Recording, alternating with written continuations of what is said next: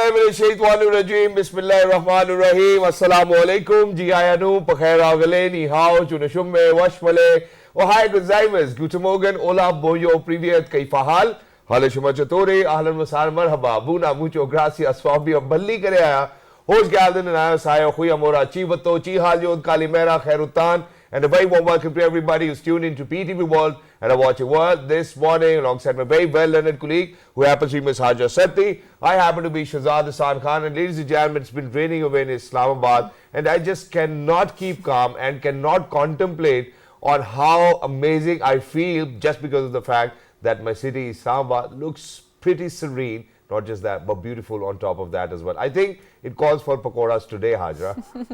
Assalamu alaikum. Thank you so much. And Jazakallah khair for introducing me, Shahzad. So I have stopped thinking about the pakoras. Don't worry about it. And I'm not going to ask about it. Don't worry about it. So let's talk about something else. And that is that some of the beauties of the nature, they are so free. For example, observing the sun, for example, being in the forest, walking in the forest, observing the beauty of the nature, the grass, the sky, the breeze, the gentleness of the air, and obviously, like you mentioned, that Islamabad is receiving the rain. Not just Islamabad, our entire country is receiving the rain, and that has ended the spell of the dry winter season. Alhamdulillah. And Islamabad is looking beautiful. It's prettier, and no one can deny the beauty and the cleanliness and the pristineness of Islamabad. And I just feel that it is one of the best capitals in the entire world because it's very clean, it's very green, it has a very different, diverse sort of a territory. So it has the trails, it has the plain areas, it has the Magala Hills, and our office is just located outside the footsteps of the Magala Hills. So and just around, just around the corner, we do get some amazing pakoras as well. So I'm not going to talk about it.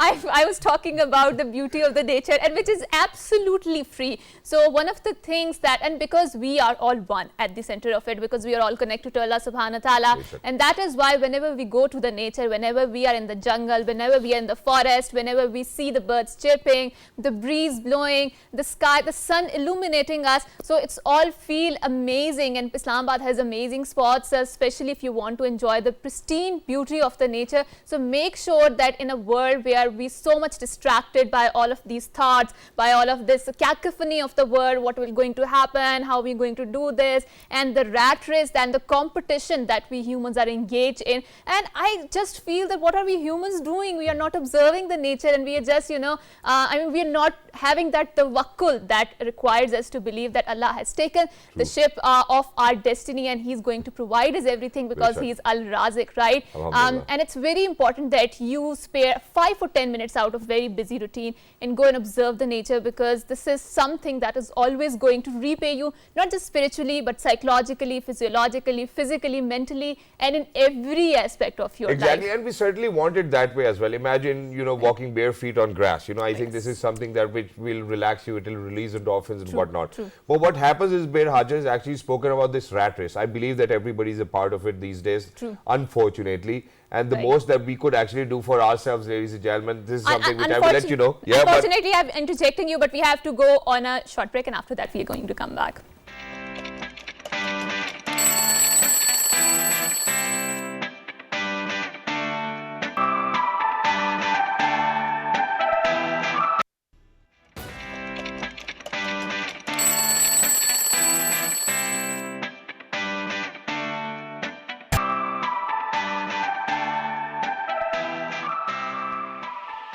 Right, ladies and gentlemen, welcome back. So, kind of connecting the dots where I left. So, imagine that, Haja has actually alluded towards how we, are more focused on attaining that material in our life that, we kind of forget, so we are a part of that rat race, unfortunately.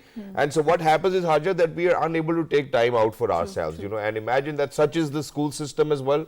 In today's time, you rent a house, you open a school, kids come in, study, go back home, study, and that's it. And me and Haja and our entire team over here at PTV World has always been advocating about extracurricular activities. Because imagine that me and Haja were lucky enough to go to schools where there were playgrounds, where there were periods specially dedicated towards games as well, and which is why we were able to compete in national levels.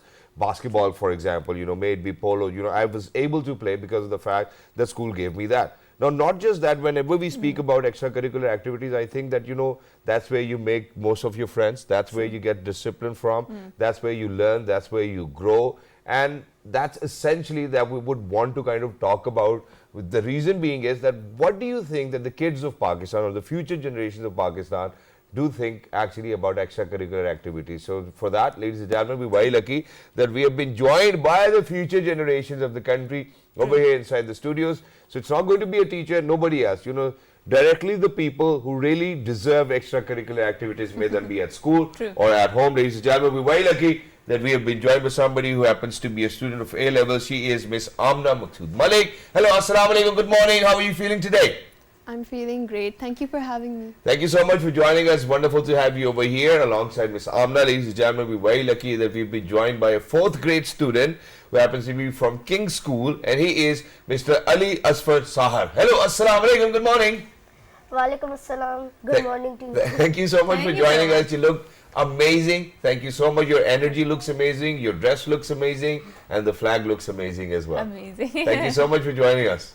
Thank you. Wonderful to have you over here. And alongside Mr. Ali, ladies and gentlemen, we're very lucky that we have been joined by another student who, according to her parents, is a very friendly daughter to them as well. And ladies and gentlemen, she happens to be Miss Aisha Maqsood Malik. Hello Aisha, assalamu alaikum, good morning. How are you feeling today? I'm great. Thank you for having me here. Thank you so much for joining us. Wonderful to have you. And I think that the greatest thing about these kids are that they're very invested in the book reading and they're very invested in the literature, and that is amazing. We'll ask thing. them, yeah. Yeah, of course, we will ask them about it. But that's a very amazing thing, considering the fact that nowadays we are so attuned to social media and where the information is coming in a very short sentences and short words, and reading long format or long literature is considered to be a thing of past, or people who are old soul do that. But let's talk to Amna, right? So Amna, are you invested in the literature and book reading? Yes, definitely I am. And I'm the one who introduced it to my sister, actually. That's Wow. amazing. So what sort of books do you read?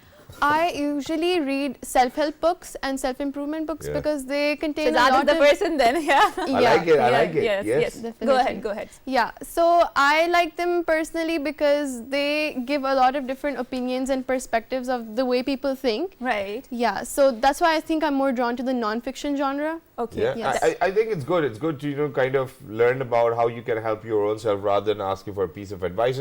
But while you said that you introduced literature to your sister, she actually was nodding her head in a no.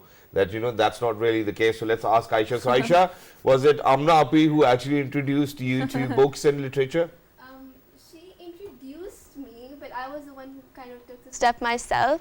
She was into reading first because we're only an year understand that, apart. We're only a year apart, so Yeah. she was the first one to do it. But I don't exactly completely agree that she was Yes. the only Because reason. the drive to read the books comes from within. So Yeah. if anyone is introducing you to the books and you do not have that sort of a drive, so you're not going to Yeah. read it either way. So I do understand it. But now let's come to Ali. So Ali, do you like your name? What does your name means?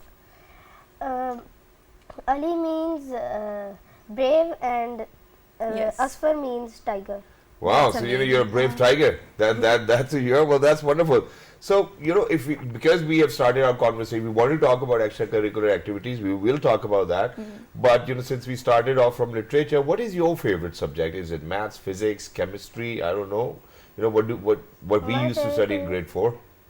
My favorite is Chinese. Oh, Chinese. amazing. You know Chinese. Chinese then. food or Chinese subject itself, language? Chinese subject. Chinese language. Okay, wow, that's wonderful. So you, when you say that you Chinese is your favorite subject, so did you learn how to speak Chinese as well? Yes. Can you translate some of the sentences for us? Yes, I can do So- 0 to 10. 0 to 10. Okay, let's do it. Ling e san se wu liu chi pa chiu shi. So समझ हमें तो कुछ आई नहीं. Okay, so one is E 2, er 3, san 4, se 5, wu 6, liu 7, chi 8, pa 9, chiu 10. shi. Share. These are the marks that we have given you as well. Right. So, for example, if I am to ask Hajra, how are you doing today in Chinese? Can you please translate it for us? Han hao Nina or Ni hao? Can you help us with that? Ni hao ma. Ni hao ma. Yeah. I get that as well. Okay. Oh, because Shazad do that in the introductory, what do you call it, the welcoming remarks, right? So, Amna, let's come to you. So, obviously, you are invested in the reading and you have find your own passion Yeah. in the self-help literature, right? So, what are your other hobbies apart from the reading? Well, other than reading, I really like badminton as a sport. Wow. That's amazing. And I play it throughout school. As well as that, I do public speaking on the side. I That's am really amazing. invested in Model United Nations. Oh, Wow. that's amazing. These conferences that give a simulation of the United Nations. So Right. it's really interesting. Wow, it's wonderful to know that that you're doing so many things as well. But Amazing. now, let's talk about extracurricular activities. We've always kind of shed light on how important it is for our physical, mental, and emotional growth. True, And if we are to speak about it with you, because you are the people at the forefront of it. It's for your utility now. We've grown up. We're not that age. Why do you think extracurricular activities are important? I think extracurriculars, while growing up, they serve as a really big memory for kids, but mainly they shape the core personality traits of Okay. kids as a whole that they bring further into their own professions and their careers, and it really enables them to pick what they like and what they love nearly in the future. So, yeah. Exactly. Well, that's wonderful. And when we speak of personality traits, how do you think that playing badminton, being invested in MUN, and all of these activities have actually helped you? Because you read self-help literature as well. How do you think that that you are actually on track to achieve your goals, whatever you wanted to achieve, with the help of these extracurricular activities? I mean, like I mentioned, the genre that I'm interested, maybe someone who is interested into fantasy, they would be more imaginative. So that's Yeah. where the traits come in. And if I talk about me personally, I feel like badminton and sports generally have given me this urge to not give up in anything that I start to do. Yeah. Yeah, so that's where it And all thank you comes so much for saying that, because Right. every time I'm at my gym and my trainer has told me that 30 minutes you have to do cardio, and then for the next hour you need to do muscle workout. Believe you me, for the last I think 3-4 years I've never missed out on a single minute of my workout, and that kind of instills in my work as well. Because That why it should I does leave it amazing. behind? And in addition to Always this, repay you, right? yeah, and in addition to this, Haja, the sole reason why I'm going to ask the same question from Aisha Api is that because she said that she's very good in badminton. So did you ever get a chance to defeat her in a badminton game, or do you think that who's better? Okay, let's do it this way. Who's better at badminton? Better player. You guys play together? Or she Actually, cheats? I don't think so. I have been into badminton a lot. Yeah. Whereas she might be into badminton a lot. I've been, I don't play it now, but I used to be a lot in soccer and football. Wow. So I had more on that side, and she used to play badminton. So yeah, whenever I used to play with her, of course, she used to win every single time. Really? But Does that feel okay to you, or is it like? yeah, I mean, she has her own strengths. Because I I have still mine. remember that I used to play basketball with my elder sister, and so I think that was the time when I started playing basketball, and she would always kind of win. Yeah, and I did like the feeling. Yeah, really? I did like. Your tall height did not help you? No, back then I wasn't, because that Okay, was the okay. time that I started playing. I think I was in 7th grade, and So even maybe if you play right now, so you will feel and better even about she, it. and even she has actually competed on national levels as well. That's amazing. So so I didn't really used to get a good feeling out of it. कि यार आप ही जीत गई है मेरे से यार तो मतलब. आप ही है ना वो आपसे You know, बड़ी हैं. there's always this competition among siblings as well. I mean, yeah, So- sometimes it does. But Ali, now let's come to you. And do you have hobbies apart from being studying and being a good student? Yes, I write stories and Oh. I play games. Really? What sort of stories have you written? I have outlined 10 stories, but I have completed one story. Can you tell us about them? Yes, its topic is a party. Right. Or party? Does your who does a lot of party at your place? Tell me. Is it your daddy? Always partying? No. No. Okay. So then let share your story with us. Please go ahead. Yes. We would What like is to the listen party to about? The lesson of party was that friendship should be trustworthy. Okay. Oh, that's amazing. Friendship should be trustworthy. Otherwise, what's the point of friendships, right? Yes. Yeah, because every time, because me and Haja, we are good friends, but every time we are on television, she keeps on telling everybody that I didn't get chocolates. And he never gets me one, right? Right. So what is the point because of we are having new friendship? friends, we have so much trust that she knows that I'm not going to bring chocolate, but she keeps on mentioning So about did it. I ask him about the chocolate now? No, I did not, right? So I'm getting a But good as a friend. friend, I would like to kind of say it over and over. But there will be one day, you know. I know that you think of me as a miser, but it's all right. I think one day we'll sort it out as Inshallah, well. I'm waiting for that day. I don't have any hope, but anyways, if you say so, we will do that. We'll do Right? that. Okay, so Aisha, moving on to you. So what sort of genre do you read? I mean, are you also invested in the self-help fiction, or are you interested in the fiction? And do you write also? Because the people who are good readers in this urge to write, you know. So are you a writer also? I think at this point it's quite obvious. I'm polar opposite to Amna, Oh, but okay. I am more into fiction. But I do like to get my dose of self-help a lot because Amna keeps on saying you need to read self-help, you need to improve. So I have read one recently, and I do. Which one? I've read Deep Work by Cal Newport, and. What is it about? It is a kind of, you could say, a thesis about how deep work is like really rare in our society. Not just work, but like sort of The inner work that you have to focusing, put in, right, to improve your so sort of focusing on the inner whatever. You pick something specific, and then you give up like everything just to give your time on that subject or that suppose area or genre. So in that book, we were just talking about picking up a specific thing and how our focus span is really less nowadays, and how we should focus on one thing to excel it in our lives. And what sort of genres do you read in fiction? I usually read fantasy, classics a lot. Have you read Harry Potter? Yeah, that's like amazing. That's amazing. That's That like last a- part, yeah. That's So really what sort of classics? classics. I'm not really invested into Jane Austen, but I love Charles Dickens. I know that's like kind of a classic and classic author. Victorian But classics. yeah, I love his books, and they hold a lot of meaning to me.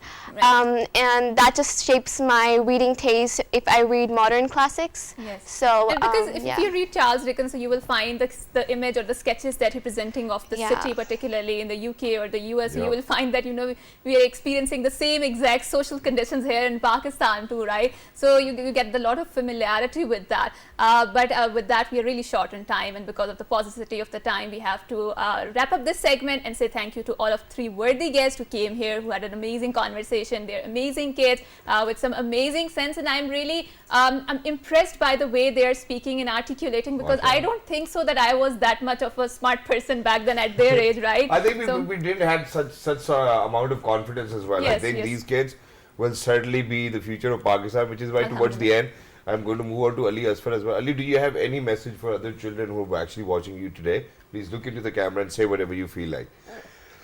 Do all the good Sorry. you can to all the Over people here, you over can. here. Yeah, over here. Yes, let's do it. Do In all this the good camera. you can. In this camera, over here. Yeah. Do all the good you can to all the people you can. That's amazing. Wow. So do all the good you can to all of the people, because whatever goodness you are putting out there into the universe, it will always come back to you. And this is an amazing lesson, especially coming from a 4-year child. And I think lots of people need to understand it and take it. And if we are raising our children in such sort of a positive environment, so obviously that is going to come Exactly, back. but and you know where Aisha, you actually mentioned that you and your sister poles apart. It's absolutely fine. Everybody comes in with their own personality. personality. Even though that your younger sister Yeah. was actually telling me that she found you, you know, not very reasonable sisters. But I guess that's what every sister does.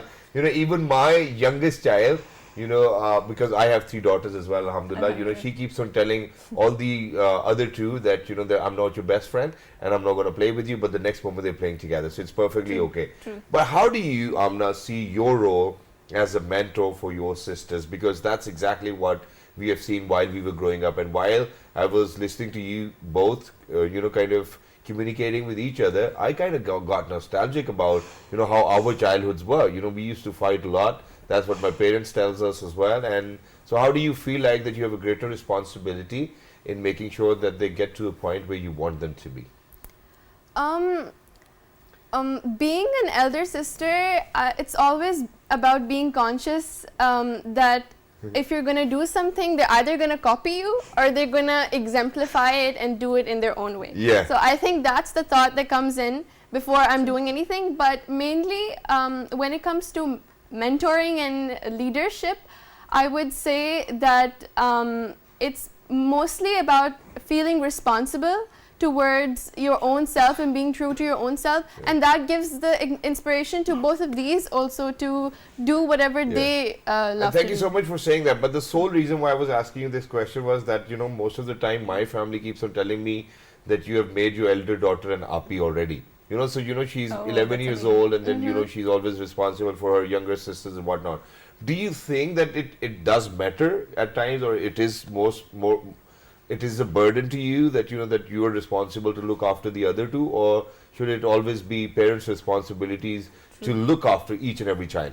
I feel like I wouldn't call it a burden, because that's how I always was. Badi api. Yeah, she's 1 year younger than me, so I think I always grew up with me being in the character of the big sister. So I don't really have the capacity to think outside of there. Yeah. But I would say that according to the youngest one, she considers both of us annoying. Yeah, so. Yeah, it's okay. And you know, while you were saying it all, you know, Aisha kept on nodding in a yes as well. So before wrapping it up, Aisha, do you think that you're better at sports, you're better at studies than Amna? Not in all of the things, but some of the things. yeah, sometimes I think I can win over her. But yeah, she is bigger than me, and I think she does have a lot of other strengths that I don't have. And the reason why I asked you this question was that I wanted you to know that, you know, it's the siblings who actually, when they're together, they're unbreakable, you know, and they can face the world, they can face every pressure. So please make sure that you continue to be the best siblings ever as well, alongside her, who actually, you know, what you spoke about as well. But due credit to Maqsood Malik Saab, you know, and your mother and your father and your parents as well, Ali, you know, because you guys are the future of Pakistan. You will set the tone for how the country is going to progress as well. So हमारी बहुत सारी दुआएं हैं आप सबके लिए. Thank you so much. And this platform is for you guys. Whenever you guys feel like you can always come back. And for everybody who's out there, ladies and gentlemen, where we're actually talking about the future generations of the country, let's actually dive into the cultural history of the country as well. Why not? You know, let's talk about it. But after a short break, so don't go anywhere. Pakistan Zindabad.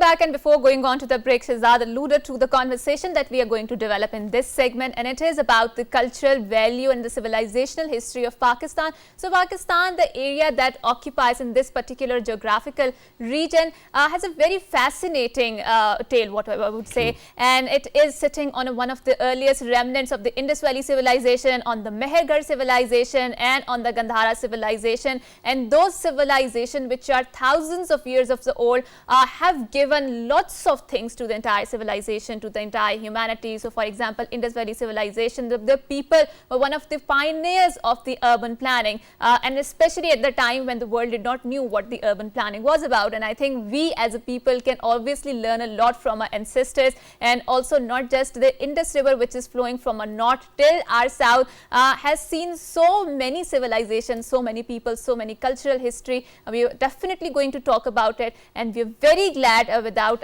any further ado that we have been joined by someone who is an amazing person, because he has been having this conversation regarding the cultural civilization of the Pakistan. He happens to be the director, National Cultural Research Institute of Islamabad at the Quaid-e-Azam University. He is Professor Sajid Awan. Assalamu alaikum, sir, and thank you so much for coming to our show. Honored, pleasure. So wonderful to have you with you. I think that the first thing that I would want to ask you today is, do you think that we've learned a lot from whatever our cultural history is?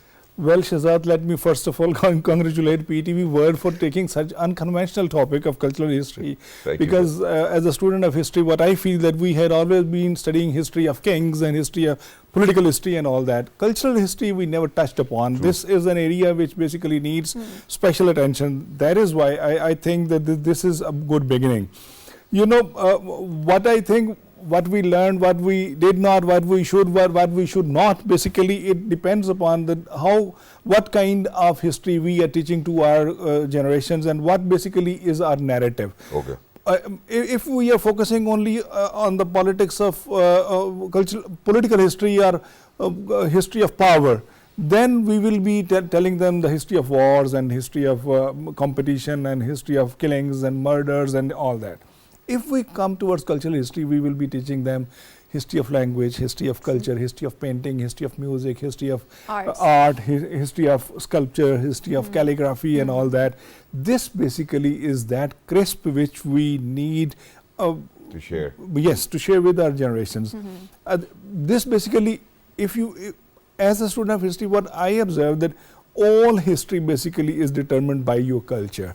Right. I mean, if we see that even history of science, as I see when Galileo discovered that, okay, this is not sun which is revolving around Earth, basically this is Earth revolving around the sun. This was a shift, a paradigm shift. It was shift in the worldview. True. It was shift in the cultural understanding of those people who were thinking that either sun is revolving or sun is stationary and Earth is revolving. And Similarly. And so, you pointed out, a very different subject over here, because yes. when we speak of cultural understanding, Oh, now yes. there's one thing which I would want you to kind of discriminate in between or differentiate in between. Yeah.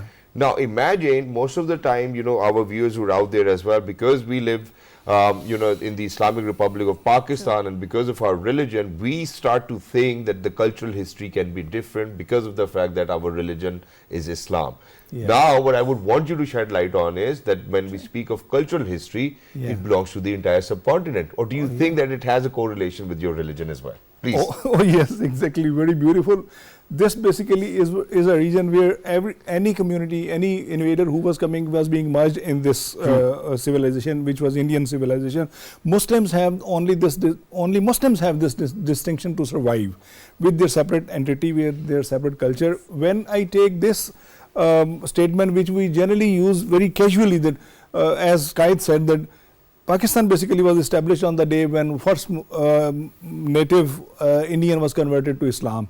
This basically was a foundation of different civilization, different culture, that now he will not bury his daughters, he will be he will not be burning their widows, not Burying their daughters alive. bury their daughters alive, and he will be avoiding from sati, and he will not be believing on a dogmatic religion. He will be having a different belief system, different thinking pattern, different culture. And a more progressive And this thought, yes. basically was genesis of the movement of Pakistan. If you see what symbols basically they were using, our language is different, our culture is different, our civilization is different, our history is different. National religion dress is is Most different. of the connotations were cultural.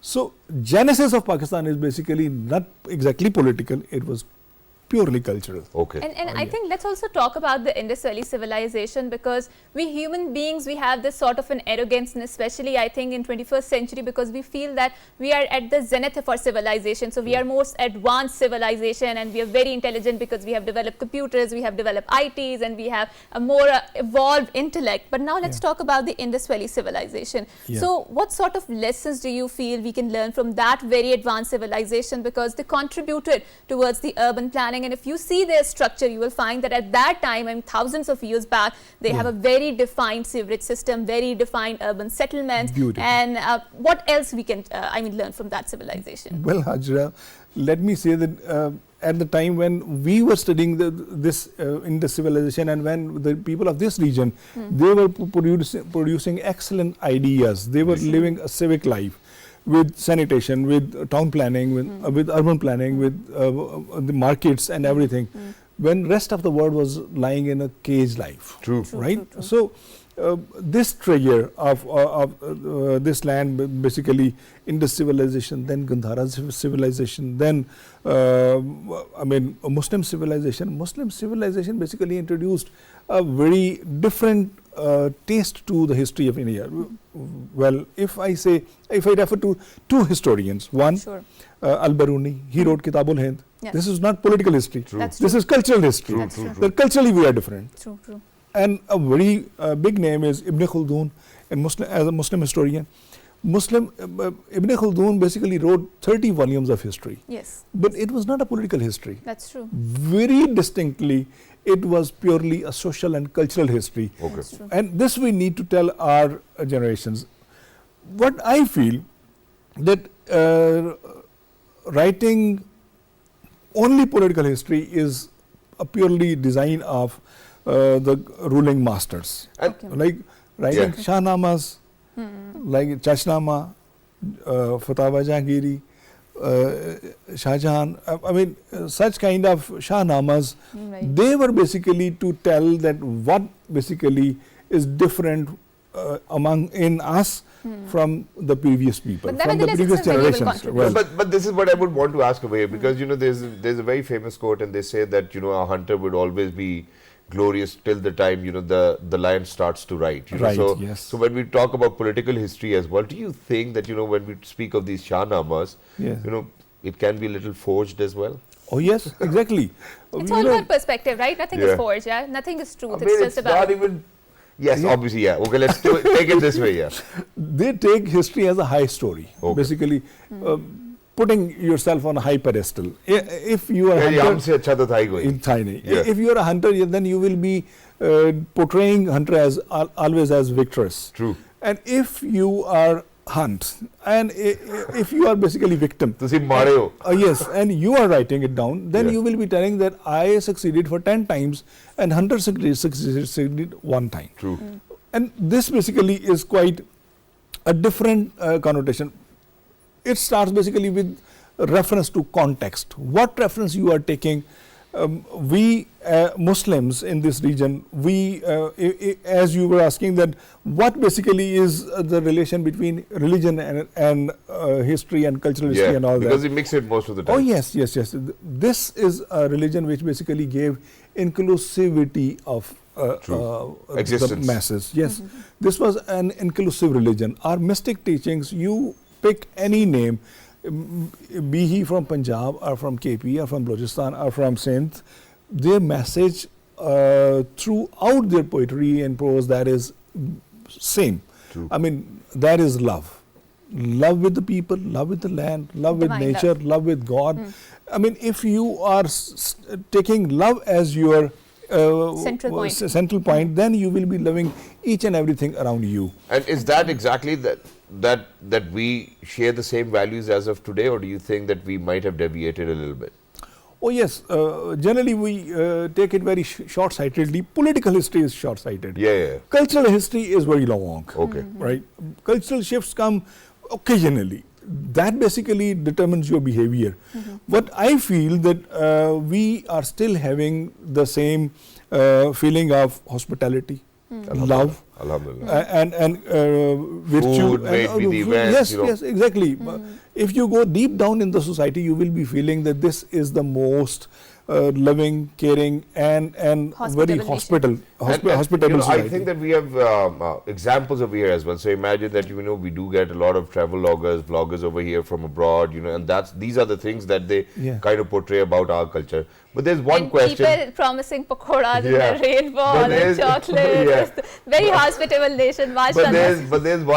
there's one question which has always stood by me, and that is that because over here in Pakistan we became more prone to having political conversations in our drawing rooms and Oh, in our yes. households. Oh, yes. And every time I'm having this conversation, so whatever people have to say, and everybody can have their own opinion. We respect that.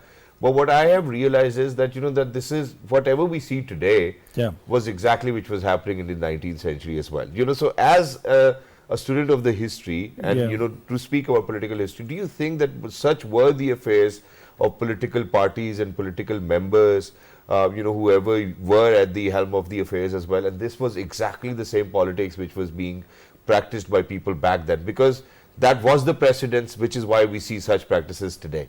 Do you think, because this is a question which has always stayed with me? Oh yes, yes, yes. Well, there will be a slighter change, and it might be the new wine in the old bottle, Okay. right? Well, exactly. I think you've said it all already. Yes, yeah. yes. I mean, let me say that politics and culture basically they interplay sometimes. Okay. But when I see all the political history written by any nation in the world, that is exclusivist. Okay. That you will be distincting yourself that we are something. I see. Cultural history is inclusive. Okay. It includes all the people. Everybody.